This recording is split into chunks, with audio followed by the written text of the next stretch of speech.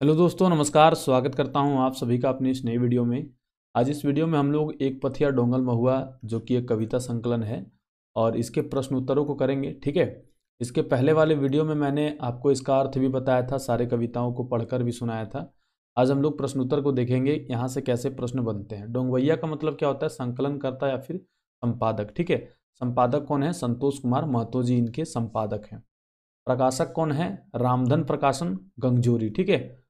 रामधन प्रकाशन गंगजोरी। पहला प्रकाशन वर्ष हुआ था 1990 में और दूसरा प्रकाशन आपका हुआ था 2005 में। ठीक है, ये आपको याद रखना है। उसके बाद ये जो पुस्तक है इसका सामान्य परिचय क्या है कि महुआ, यानी कि महुआ के बारे में आप लोग जान रहे होंगे। महुआ को चुनकर एक पथिया, पथिया का मतलब होता है टोकरी, तो टोकरी में भरा जाता है। वैसे ही विभिन्न कवियों के कविताओं को इकट्ठा करके इस पुस्तक को बनाया गया है। ठीक है। अर्थात कवि रूपी पेड़ों से कविता रूपी महुआ को डोंग कर यानी कि चुनकर किताब रूपी पथिया को भरकर लाया गया है और डोंगने यानी चुनने का काम जो है वो किया है संतोष कुमार महतो जी ने। ठीक है। इसमें टोटल आपका 42 कविता है और इसके अलग भी कुछ कविताएं हैं जो कि मैंने आपको बताया था। चलिए एक एक करके हम कविता के शीर्षक का नाम और यहाँ पर कवि का नाम और कविता का विषय वस्तु क्या है वो हम लोग समझने का प्रयास करेंगे। हालांकि इसके पहले जो एक पथिया डोंगल महुआ का वीडियो मैंने बनाया था वो आप लोग देखिएगा। इसी वीडियो के डिस्क्रिप्शन बॉक्स में उस वीडियो का लिंक दे दूंगा, अगर आपने नहीं देखा हो तो जाकर जरूर देखिएगा। ठीक है। सबसे पहला कविता है हमनी सब एक। इसके जो रचनाकार हैं श्रीनिवास पानुरी जी हैं। मानवतावाद और राष्ट्रीय एकता का जो विषय वस्तु है इस कविता में दिया गया है। दूसरा कविता है आगू करब आपन देश। पूछ लिया जाएगा कि आगू करब आपन देश जो कविता है ओकर रचबैया या कवि क्या लागथिन, तो सुकुमार जी हैं। ठीक है। सामाजिक चेतना और राष्ट्रीय एकता का प्रतीक है। उसके बाद जय जवान जय किसान, ये महेश गुलबार जी के द्वारा लिखा गया है। देश हित में फौजी जवानों और किसानों का योगदान का बखान किया गया है इस कविता में। उसके बाद है मेढ़ और मानुस। ये आपका तातल और हिमाल बुक जो है, तातल और हिमाल जो आपने कविता का बुक पढ़ा होगा उस कविता का बुक में भी ये कविता दिया हुआ है। श्री शिवनाथ प्रमाणिक जी की रचना है। धार्मिक पाखंड का विरोध करते हुए उन्होंने लिखा है। मेढ़ मतलब होता है मूर्ति। ठीक है। मेढ़ मतलब क्या होता है? मूर्ति। और मानुष, मानुष के बारे में बताया गया है। 5वां नंबर का है आज एकाय खोरठा। ये आपके ए.के. झा के द्वारा रचित कविता है। खोरठा आंदोलन और खोरठा की दशा दिशा के बारे में इन्होंने बताया है। उसके बाद है रुसल भोला, 6 नंबर का। किसका रचना है? संतोष कुमार महतो जी का। शिव जी के परिवार के प्रतीक में एक गृहिणी स्त्री को क्या क्या परेशानी होती है उसका चित्रण किया गया है। ठीक है। 7वां नंबर में है चासा, जो कि शांति भारत जी की रचना है। शिक्षित बेरोजगारों को नौकरी के चक्कर में भटकाने की बजाय खेती करने की प्रेरणा देती है। कौन लिखे हैं? शांति भारत जी लिखे हैं। कविता का नाम क्या है? चासा। 8वां नंबर का है ढड़नच। ढड़नच भी सुकुमार जी की रचना है। नई पीढ़ी के फैशन परस्त और मेहनत चोर लड़कों पर व्यंग्य किया गया है। ठीक है। उसके बाद है 9 नंबर का सोचा उपाय। दिनेश दिनमणि जी का रचना है। धर्म के नाम पर सामाजिक शोषण का विरोध करते हुए इन्होंने लिखा है। उसके बाद 10वां नंबर है घूस। ठीक है। घूस किसने लिखा है? गजाधर महतो प्रभाकर जी ने। सरकारी कार्यालयों में चल रहे रिश्वतखोरी पर व्यंग्य इन्होंने किया है। उसके बाद है राजनीतिक बैसाखी, जो कि गिरधारी गोस्वामी, इनका उपनाम है। आकाश खूटी। आरक्षण व्यवस्था का विरोध इन्होंने किया है। ठीक है। उसके बाद 12 नंबर का है देशक जुवान, जो कि प्रोफेसर विनोद कुमार जी के द्वारा लिखा गया है। जवानों की बलिदानी की प्रशंसा इन्होंने की है इस कविता में। आगे हम लोग देखते हैं 13वां नंबर का है दुखेक सोरें सुखे खांसी। बंसीलाल बंसी जी की रचना है और झारखंडियों के दुख दर्द का बखान किया गया है। 14 नंबर का है घरेक फूट। इसका रचनाकार कौन है? परतोष कुमार प्रजापति। आपसी फूट को छोड़कर एकता और प्रेरणा की बात कर रहे हैं इस कविता में। इसका विषय वस्तु है तनी सुन रे मानुष। विश्वनाथ दसोंधी राज का है। भेदभाव का विरोध और मानवता का संदेश इन्होंने दिया है। 16 नंबर में है ढेंसा ढेंसी छोड़। ठीक है। ये पारसनाथ महतो जी की रचना है। किसी काम को खुद करने की प्रेरणा कैसे ली जाती है इस कविता में बताया गया है। अब हम लोग देखते हैं, ये तो कुछ कविताओं का नाम मैंने आपको बताया, सभी का नाम मैंने आपको नहीं बताया। ठीक है। ये आप लोग देख रहे होंगे, अभी कुछ ही का मैंने बताया है। इसके अलावा आप लोग पूरा बुक का वीडियो देख सकते हैं, वहाँ पर मैंने सभी का बताया है इसके पहले वाले वीडियो में। चलिए कुछ प्रश्न उत्तर को हम लोग करेंगे। एक पथिया डोंगल महुआ पर आधारित जो भी प्रश्न है, कैसे एग्जाम में क्वेश्चन आता है, वो भी हम लोग एक बार देखने का प्रयास करेंगे। ठीक है। इसके बाद जो है और भी एक पथिया डोंगल महुआ का वीडियो आएगा, उसको भी आप लोग जरूर देखिएगा, जो कि आपके लिए बहुत इंपॉर्टेंट होने वाला है। सबसे पहला प्रश्न क्या कह रहा है, देखिए। एक पथिया डोंगल महुआ के पहिल प्रकाशन कहिया भेल रहे। एक पथिया डोंगल महुआ का पहला प्रकाशन जो है वो कब हुआ था? 1990, 1991, 1995 या फिर 2000 ईस्वी में हुआ था? कब हुआ था? इसका राइट उत्तर क्या हो जाएगा? 1990। ठीक है, 1990 में इसका पहला प्रकाशन हुआ था। अभी मैंने आपको बताया ऊपर कि 1990 में इसका पहला प्रकाशन हुआ था और दूसरा प्रकाशन कब हुआ था? 2005 में। ठीक है, और प्रकाशक का नाम क्या था? रामधन प्रकाशन गांगजोरी। तो ये आपको समझ में आ गया। अगला प्रश्न हम लोग देखते हैं, एक पथिया डोंगल महुआ के प्रकाशक कौन करल हले? देखिए, एक पथिया डोंगल महुआ का प्रकाशक कौन था? बालीडीह खोरठा कमेटी, खोरठा साहित्य संस्कृति परिषद, भारती भवन या फिर रामधन प्रकाशन गंगजोरी। तो इसका मैंने उत्तर आप लोगों को बता ही दिया है, ऑप्शन नंबर सी आपका राइट उत्तर हो जाएगा। ठीक है, उसके बाद क्वेश्चन नंबर 3 देखिए, एक पथिया डोंगल महुआ के संपादक क्या लागत? तो संपादक क्या लागथिन? संजय कुमार महतो, संतोष कुमार महतो, श्याम सुंदर महतो या फिर नागेश्वर महतो। तो इसका राइट उत्तर क्या हो जाएगा? 3 का बी, संतोष कुमार महतो इसके संकलन करता है, यानी कि महुआ को पथिया में डोंगने का काम इन्होंने किया है, संतोष कुमार महतो जी ने। एक पथिया डोंगल महुआ में कितना कविता शामिल कर गया है? तो 20, 35, 40 या फिर 42। तो इसका राइट उत्तर क्या हो जाएगा? इसका राइट उत्तर आपका हो जाएगा 42 कविता है। ठीक है, 42। अगला प्रश्न देखिए, क्वेश्चन नंबर 5 कह रहा है कि हमनी सब एक कविता ककर लिखल लगे। तो अभी मैंने आपको क्या बताया, हमनी सब एक जो कविता है वो किसकी रचना है? शिवनाथ प्रमाणिक, संतोष कुमार महतो, पानुरी जी का या फिर सुकुमार जी का। तो इसका राइट उत्तर जो हो जाएगा वो हो जाएगा श्रीनिवास पानुरी जी का। ठीक है, श्रीनिवास पानुरी जी का ये रचना है। अगला प्रश्न देखिए, रुसल भोला जो है कविता के कवि क्या लागत? इसी प्रकार से प्रश्न आएंगे, ज़्यादा इधर उधर से प्रश्न नहीं आएगा, आप लोग परेशान मत होइएगा। जितना प्रश्न उत्तर मैं करवा रहा हूँ ना, उसके अलावा प्रश्न और नहीं आने वाला है। ठीक है, रुसल भोला जो कविता है इसके कवि कौन है? महेश गोलवार जी, संतोष कुमार महतो, सुकुमार या फिर श्रीनिवास पानुरी। तो रुसल भोला किसकी रचना है? आप लोग कमेंट करके जल्दी से बता दीजिए। रुसल भोला संतोष कुमार महतो जी है जो इस किताब के संकलन करता है, उन्हीं के द्वारा रची गई है। ठीक है, और क्वेश्चन नंबर 7 देखते हैं, जय जवान जय किसान कविता के लिखल हत। जय जवान जय किसान कविता कौन लिखे हैं? शिवनाथ प्रमाणिक, संतोष कुमार महतो, सुकुमार जी या फिर महेश गोलवार जी।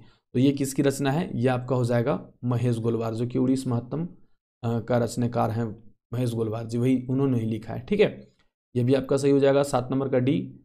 8 नंबर का देखते हैं क्या होगा, आगू करब अपन देश कर कवि के नाम बतावा। इस प्रकार से प्रश्न तनिक आए जीतो कि आगू करब अपन देश। ठीक है, अपन यहाँ पर होगा अपन देश कर कवि का नाम बतावा, शिवनाथ प्रमाणिक, संतोष कुमार महतो, श्रीनिवास पानुरी या फिर सुकुमार जी। तो इसके रचनाकार कौन हो जाएंगे? सुकुमार जी है। ठीक है, सुकुमार जी, ऑप्शन नंबर सी आपका राइट उत्तर हो जाएगा। कमेंट करके आप लोग बताइएगा कि सुकुमार जी का पूरा नाम क्या था। क्वेश्चन नंबर 9 आप लोग कमेंट करके बताइएगा सुकुमार जी का पूरा नाम क्या था। क्वेश्चन नंबर 9 कह रहा है, जय इटे मंदिर मस्जिद ओहे इटे चर्च, जय अर्थ है कुरान, पुराने ओहे अर्थ। ठीक है, मैंने बताया था ना, जब मैं कविता आप लोगों को पढ़ा रहा था तो यहाँ पर भी पुराण लिखा गया था और यहाँ पर भी पुराण लिखा गया था, तो उसमें मैंने आपको बताया था ना, यहाँ पर कुरान होगा पुराण नहीं होगा। देखिए यहाँ पर आपका मिल गया सही, जय इटे मंदिर मस्जिद ओहे इटे चर्च, जय अर्थ है कुरान है पुराने ओहे अर्थ। ई इंडिलवन कौन कविताएं आयल है? ठीक है, इंडिलवन मतलब ये लाइन सब जो है वो कौन से कविता में आया है? घूस, हमनी सब एक, सोचा उपाय या मेढ़ हर मानुस। तो मेढ़ हर मानुस में तो मेढ़ के नीचे के बात करल है, इटा तो ना आते। घूस में तो घूस पर फेंगाठी करल है, इटो ना आते। सोचा उपाय, इसमें आप लोगों को डाउट लग रहा होगा पर ये भी नहीं होगा, हम लोग सब एक हैं तभी ना इस प्रकार की बातें की जा रही है। तो आप लोग आराम से थोड़ा सा अगर वीडियो आप लोग देखे हैं ना तो आराम से मार दोगे टिक। ठीक है, ऑप्शन नंबर बी आपका राइट उत्तर हो जाएगा। अगला प्रश्न है, पींध के बेल बटन नुनू बैंग नियर फूल गए। ये कविता मैंने आपको पढ़ाया था ना, पींध के बेल बटन नुनू बैंग नियर फूल गए, कौन कविता में आयल है?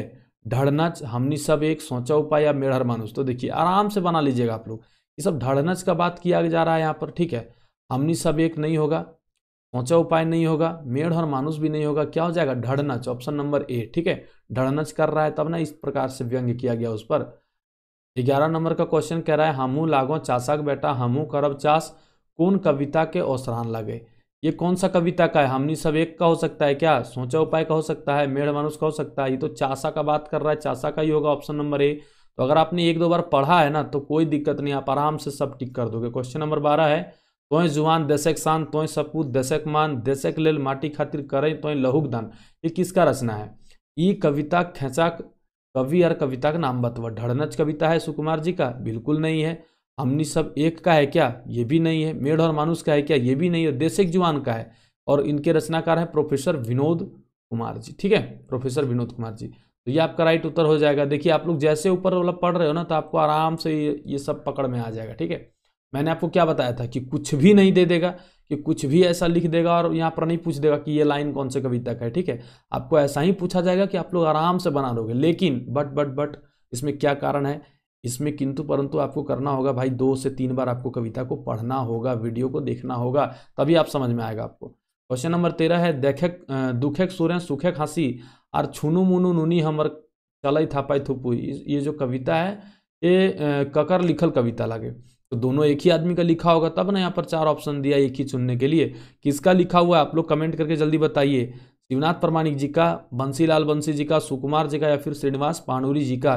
तो छुनु मुनु नुनी हमर जाना, ये बंसीलाल बंसी जी की लिखल लगे, ठीक है। तो इसमें मार देंगे टिक। अब देखिए एक ही है दुखे, या तो आपको याद है दुखेक सुरें सुखेक हंसी बंसीलाल जी की रचना लगे, तो ईटा तो है ना जानो हो तहो ईटो मार देबो, यदि ये गो जानो हो तबो मार देबो। तो इस प्रकार से अगर आप लोग अगर पता है कि अच्छा ये शिवनाथ प्रमाणिक जी ने तो नहीं लिखा है, ठीक है, इस प्रकार से भी आप ऑप्शन को छांट कर मार सकते हो, ठीक है। क्वेश्चन नंबर 14 कह रहा है, राम शरण विश्वकर्मा कौन कविता लिखल हत। राम शरण विश्वकर्मा कौन सा कविता लिखे हैं, व्यंग्य, फेंगाठी कविता, छाप, रूसल भोला और तखनेक निजगानी, ठीक है।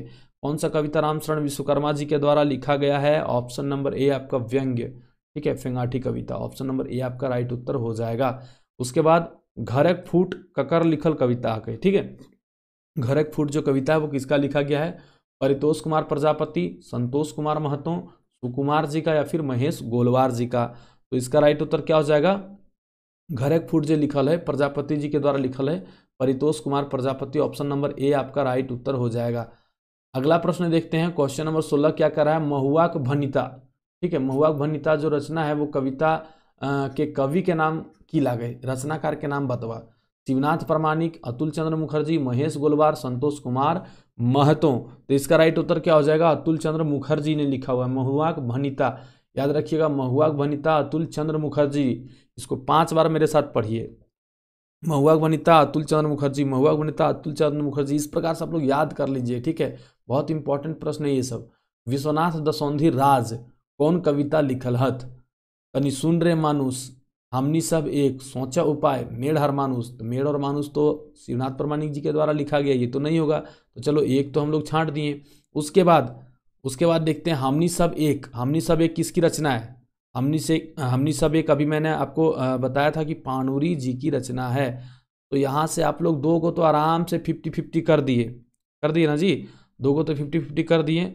अब इसका क्या आंसर क्या हो जाएगा, सही उत्तर क्वेश्चन नंबर 17 का ऑप्शन नंबर 1 तनी सुन रे मानुष, ठीक है। तनी सुन रे मानुष विश्वनाथ दसौंधी राज जी की रचना है, ऑप्शन नंबर 1 आपका राइट उत्तर हो जाएगा। तो अगर आप 1-2 को नहीं भी जानते हैं और अगल बगल वाले को आप अगर काट सकते हैं ना, तो आप आराम से इसका उत्तर दे सकिएगा।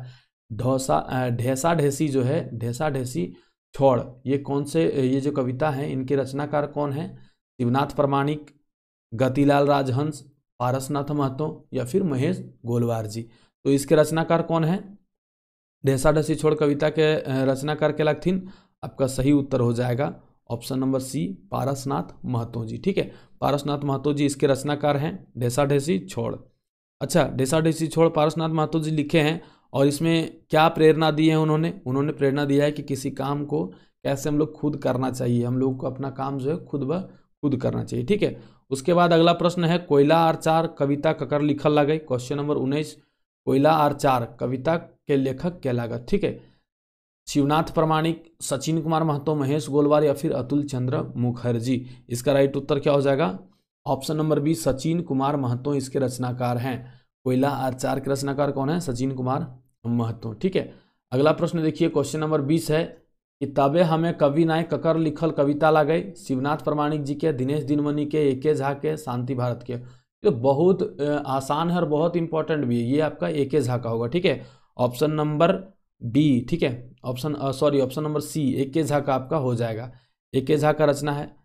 क्वेश्चन नंबर 21 है, एक पथिया डोंगल महुआ कविता संकलन है, ढेसा ढेसी छोड़ कविता क्या कर लिखल लगे, शिवनाथ प्रमाणिक, पारसनाथ, तभी तो मैंने ये आपको बताया ही Parasnath Mahto, option number C आपका राइट उत्तर हो जाएगा। क्वेश्चन नंबर 22 कह रहा है, घरक फूट कविता के लिखल है, घरक फूट जो कविता है वो किसने लिखा है? शिवनाथ प्रामाणिक जी ने, परितोष कुमार प्रजापति ने, शांति भारत या फिर पारसनाथ महतो जी ने? तो इसका सही उत्तर क्या हो जाएगा? परितोष कुमार प्रजापति।